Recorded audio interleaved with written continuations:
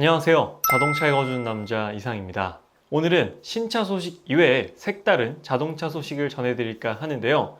표면적인 제목은 포르쉐를 5년 안에 사야 하는 이유라고 기재하였지만 세부적으로는 앞으로 다가올 자동차 시장의 변화된 미래에 대한 이야기라고 보셔도 괜찮을 것 같습니다. 전 오래전부터 포르쉐를 참 갖고 싶었습니다. 남자들은 누구나 드림카 하나 혹은 그 이상씩 가지고 있죠. 군 시절 관물대에 걸그룹 사진 말고 포르쉐 사진을 붙여놨을 정도로 전역하면 꼭 포르쉐를 사야지 라는 마음가짐으로 매일매일 군 생활을 해왔는데요. 아직 못 사긴 했지만 언젠간 꼭 사고 싶다는 드림을 제 마음속 고이 간직하고 있습니다. 많은 남자들의 드림카로 자리 잡고 있는 포르쉐. 그 포르쉐를 5년 안에 꼭 사야만 하는 이유가 있습니다. 그 이유는 대체 뭘까요? 자동차에 관심을 두고 계신 분이라면 아마 전 세계 자동차 시장에 가장 큰 화두가 무엇냐고 묻는다면 바로 대답하실 수 있을 것 같은데요. 바로 환경 규제입니다. 요즘은 코로나 사태로 인하여 다양한 이슈가 발생하긴 하였지만 그래도 가장 핵심적인 이슈는 환경 규제입니다. 환경 규제를 좀 더 명확히 얘기해 본다면 자동차에서 발생하는 배출가스 규제라고도 할 수 있는데요. 자동차 배출가스에는 다양한 유해 물질들이 포함되어 있습니다. 대표적으로는 이산화탄소, 질소산화물, 미세먼지 등이 있습니다. 그냥 듣기만 해도 유해해 보이는 물질인데요. 전 세계가 환경에 신경을 쓰면서 가장 먼저 규제한 대상이 자동차일 정도로 자동차는 전 세계적으로 많은 개체수를 가지고 있고 그로 인해 많은 환경오염을 야기시키고 있습니다. 달리는 자동차의 배출가스 규제뿐만 아니라 자동차를 생산할 때 발생되는 공장에서의 배출가스 또한 규제하고 있는데요. 이로 인해서 글로벌 제조사들은 친환경 팩토리를 건설하고 친환경 소재 적극적인 사용에 더욱 매진하고 있습니다. 이러한 환경 규제로 인하여 자동차 업계에서는 다운사이징이라는 트렌드가 불기 시작합니다. 아마 누구나 한 번쯤 들어보셨을 단어가 바로 다운사이징인데요. 정확히 말하면 엔진 다운사이징입니다. 차체의 크기를 줄인 것이 아니라 엔진의 기통수와 배기량을 줄인 것이기 때문에 엔진 다운사이징이 맞는 표현이죠. 엔진 다운사이징의 목적은 배기량과 기통수는 줄이되 출력은 유지하여 연비, 효율을 상승시키는 것입니다. 물론 배출가스를 줄이자라는 게 가장 핵심적인 가치이죠. 엔진 다운사이징이 말이 쉽지 사실 터보차저와 이를 시켜주는 인터쿨러 등을 새롭게 설계해야 합니다. 제조사가 기술력이 없다면 해낼 수 없는 부분이겠죠. 글로벌 자동차 브랜드들도 이러한 환경 규제에 맞추기 위해서 전체적인 라인업을 재정비하기 시작합니다. 전 세계에서 가장 인정받는 자사의 대표적인 비즈니스 세단의 엔진을 6기통에서 4기통으로 제작하기 시작하죠. 대표적으로 메르세데스 벤츠 E클래스와 BMW 5 시리즈, 아우디 A6가 있습니다. 사실 엔진 다운사이징이 되어 신차가 출시되었을 때 우려와 걱정 그리고 비난이 난무했습니다. 메르세데스 벤츠 E클래스가 W212 모델에서 W213 모델로 풀체인지가 되어 출시하면서 주력 엔진을 4기통 엔진으로 출시했을 당시에 E클래스가 4기통이라니 6기통의 감성과 벤츠의 고급스러운 승차감을 모두 잃었다고 많은 사람들이 아쉬워했습니다. 하지만 그건 거스를 수 없는 시대의 흐름이었죠. 세월이 지나고 지금은 모두 4기통 가솔린 E클래스와 4기통 디젤 E클래스에 열광하고 있습니다. 6기통보다 연비도 좋고 세금도 싸고 출력도 변함없이 유지되기 때문이죠. 이러한 변화는 비단 볼륨 모델에서만 발생되는 건 아니었습니다. 저의 드림카인 포르쉐에서도 변화가 시작되었죠. 포르쉐 박스터는 코드명 981에서 718 박스터로 출시되면서 6기통 엔진이 4기통으로 다운사이징 되었습니다. 그리고 또 한 가지 자연흡기 엔진에서 터보 엔진으로 바뀌게 되었죠. 이때 당시 저를 포함한 많은 포르쉐 매니아들이 실망했습니다.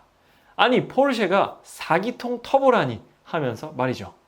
하지만 지금 718 박스터 없어서 못 팔고 있습니다. 그리고 브랜드의 자존심인 V12 엔진들도 이제는 점차 사라지는 추세입니다. 앞으로 V12 순수 가솔린 엔진을 경험할 날도 얼마 남지 않았죠. 이러한 강력한 환경 규제는 또 다른 변화를 낳았습니다.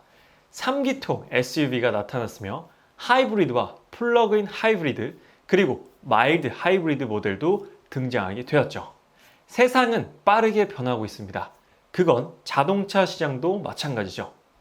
볼보는 모든 라인업을 4기통 엔진으로만 출시하겠다라고 선언하였고 메르세데스 벤츠와 BMW는 앞으로 나올 주력 모델들 모두 전동화를 하겠다고 밝혔습니다. 그리고 매년 새로운 전기차들을 제조사에서는 계속적으로 출시하고 있죠. 이제 전동화 기술에 뒤처진 브랜드들은 더욱 강력해진 환경 규제를 맞추지 못해서 도태되거나 사라지게 되고 말 것입니다. 전동화 이외에도 반자율 주행과 같은 첨단 기술들을 탑재하지 못한다면 이제는 살아남을 수 없습니다.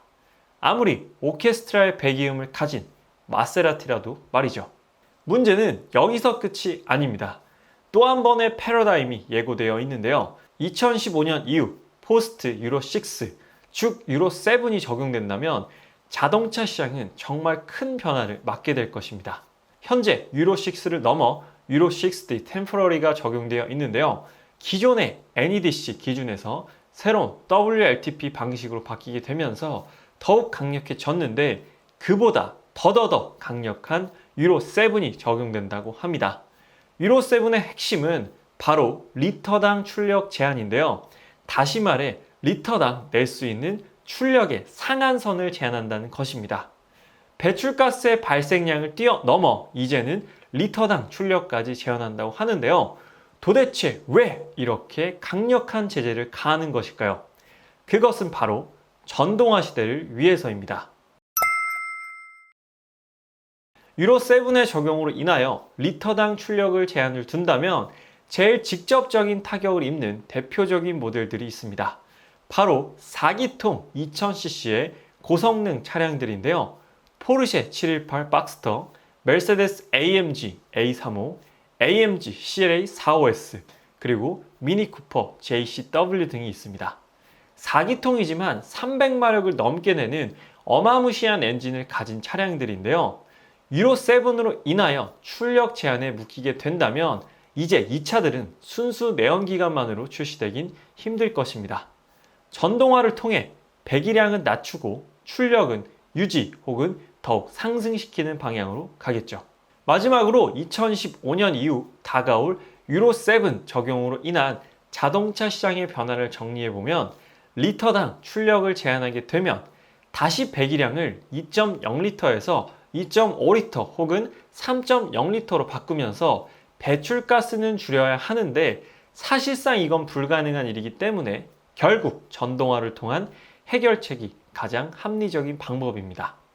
전동화를 통해 배기량은 낮추되 출력은 높이지만 배출가스는 줄이는 아주 합리적인 결과가 나오게 되는 것이죠. 그 결과 자연흡기 엔진과 순수 내연기관 스포츠카는 종말을 맞이하게 될 것입니다. 물론 기존에 타던 차들을 제재하진 않겠지만 이제 앞으로 신차로는 절대 만나볼 수 없게 되겠죠. 이 얼마나 자동차 매니아로서 슬픈 일입니까? 물론 전동화 고성능 스포츠카가 더 빠르고 연비도 더 좋고 성능적으로는 확실히 좋을 것입니다. 하지만 빠른 스포츠카보다는 스포츠카만의 감성을 중요하시는 분들도 정말 많기 때문에 그 입장에서는 참으로 아쉽게 느껴지는 부분입니다. 그렇기 때문에 2015년, 즉 앞으로 5년 안에 포르쉐를 구입해야만 순수 내연기관의 감성을 오롯이 느껴볼 수 있을 것 같은데요. 과연 5년 안에 제가 포르쉐를 신차로 살 수 있을지 포르쉐 992가 정말 너무 갖고 싶은 저의 드림카입니다. 오늘은 포르쉐를 5년 안에 사야 하는 이유에 대해 말씀드렸는데요. 앞으로의 자동차 시장에서의 환경 규제가 미래에 어떠한 변화를 가져올지에 대한 내용을 전달드렸다고 보시면 될 것 같습니다. 그 핵심은 바로 전동화인데요. 오늘 말씀을 드리고 나니 아마 다다음 차로는 전기차를 살 것 같은 느낌도 듭니다. 향후 차량 구입 계획이 있으시다면 참고 한번 부탁드리도록 하고요. 앞으로 신차 소식뿐만 아니라 자동차 시장에 대한 이야기들도 여러분들께 전달드리는 자동차 읽어준 남자 채널이 되도록 하겠습니다. 아직 구독 안 하신 분들은 구독 한 번만 부탁드리도록 하고요. 오늘 리뷰는 여기서 마치도록 하겠습니다. 지금까지 자동차 읽어준 남자 이상이었습니다. 시청해주셔서 감사합니다.